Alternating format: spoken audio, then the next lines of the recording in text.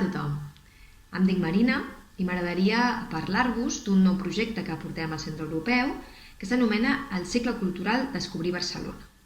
Aquest cicle es tracta d'un seguit d'activitats, sortides, visites per conèixer i divulgar el nostre patrimoni, ja sigui jardins, monuments, espais, etc.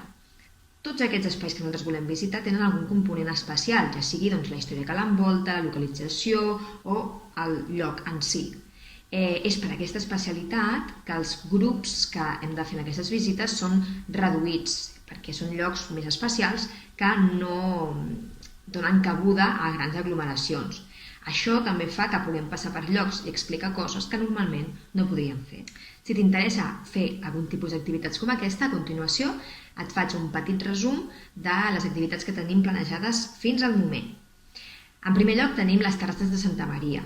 És un espai que ja hem estat visitant, però encara ens queden algunes, i és molt especial ja simplement per l'edifici en si. La Basílica de Santa Maria del Mar és un dels espais més simbòlics de la ciutat, tant per la seva arquitectura típica del gòtic català, com també per això, per la seva història, el protagonisme dels gremis de la ciutat i fins i tot en termes de temps de construcció, ja que va anar molt ràpid per les dimensions i la qualitat de l'edifici. Tot això ho anirem explicant mentre passegem per dins de la pròpia basílica, però també anirem a visitar, com deia, alguns espais més especials. Òbviament, en primer lloc, les terrasses, que de fet pujarem fins al punt més alt a sobre d'una de les claus de volta, però també visitarem les cantories, la cripta, per veure noves perspectives i veure més racons i més secrets que amagaria aquesta basílica de Santa Maria del Mar. Una altra sortida seria el Born, la Ribera i els fets de 1714. En aquesta ocasió passejarem per una part molt important de la història de Barcelona, tirarem enrere en el temps, per parlar a la Guerra de Successió, del conseqüent setge de la ciutat de Barcelona i quines conseqüències va tenir tot això. Per tant, el que farem és passejar per l'antic barri de la Ribera, que de fet és el barri que més va patir l'atac i el setge, però també per l'actual Born, per veure com era aquest barri, com és avui dia, i descobrir els vestigis que queden de tot aquest passat de Barcelona. Per tant, l'objectiu serà recórrer in situ els escenaris, un dels escenaris més importants per la memòria de la ciutat dels segles XVII i XVIII. Una altra visita és a un espai que és Patrimoni Mundial de la UNESCO, és una de les primeres obres de l'arquitecte Gaudí i ha estat recentment museïtzat. Estic parlant de la Casa Vicens.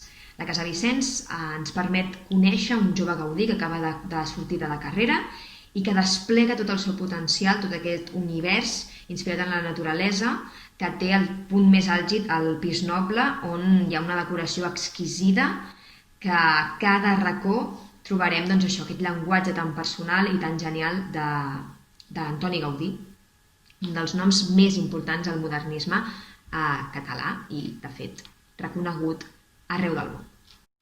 Una altra d'aquestes sortides és la Barcelona romana. Aquest cop tornarem a viatjar en el temps per parlar de la història de Barcelona, però molt més enrere, de fet, fins al moment de la fundació de Barcelona, l'origen d'aquesta ciutat, que la trobaríem a la petita colònia de Bàrquino, fundada sobre el Mont Tàber al segle I abans de Crist per l'emperador August.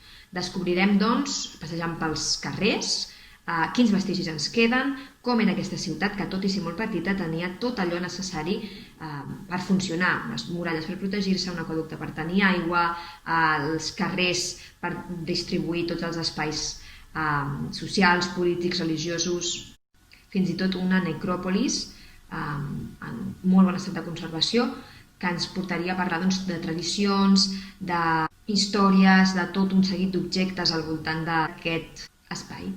Una sortida, per entendre d'on venim i com Barcelona va anar-se transformant fins a convertir-se en una de les capitals dels visigots i en seu episcopal segles després.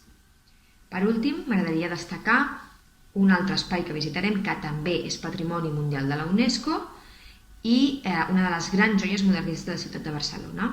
Estic parlant de l'Hospital de Sant Pau, una de les obres més impressionants de Lluís Domènech i Muntaner. Es tracta d'un seguit de pavellons, un espai, de fet no es tracta d'un sol monument, sinó d'un espai, entès com una ciutat, però destinat a un hospital. Així doncs visitarem aquest complex per meravellar-nos de la seva història, de la seva bellesa, òbviament, dels seus objectius, de la seva fundació. I vas conèixer aquesta obra de Lluís Domènech i Muntaner, que va ser acabada pel seu fill, Pere Domènech i Roure, que, tot i marcar un estil propi, sí que va seguir molt bé el que havia fet el seu pare, creant així una gran harmonia en tot el complex. Si us ha agradat tot el que us he explicat aquí, us convido també a fer una ullada al nostre web www.centroeuropeu.com.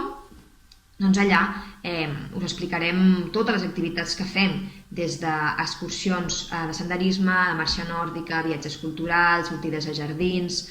Bé, una gran oferta que tot està explicat aquí, al web, que trobeu aquí escrit.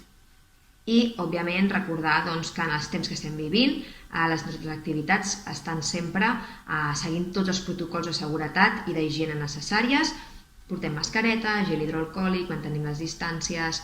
Així que us convido a visitar-nos, a fer una ullada al nostre web i moltes gràcies per la vostra atenció. Una abraçada i fins aviat.